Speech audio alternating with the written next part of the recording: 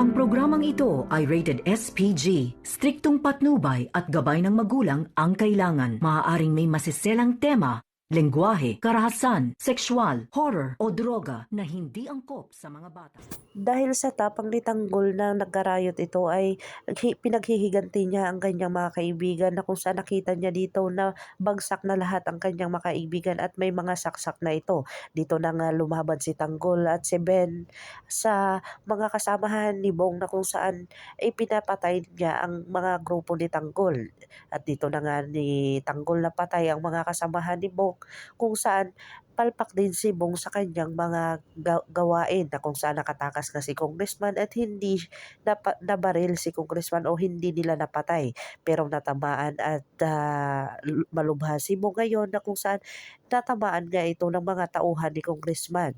Dito na nga si Marites ay galit na galit dito kay Tinding na kung saan sinabi at kinumpronta ni Tinding itong si Rigor at sinabi niya dito, bakit hindi mo ako papadalawin sa aking apo? Hindi ko donahin ang aking apo.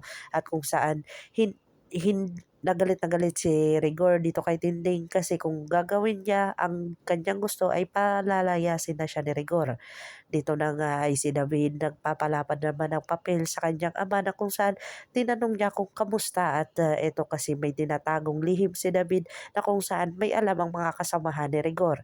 Dito na nga niya nakita si Camille na kung saan nahihinala na si Camille na may kalaguyo itong si David. Dito na nga nahuli ni Camille na kung gusto ni Camille kuhanin ang cellphone ni David para mabasa niya kung sino ang kachat nito.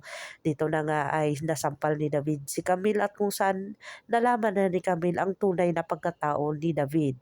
Abangan natin ang mga susunod pa na episode na ito.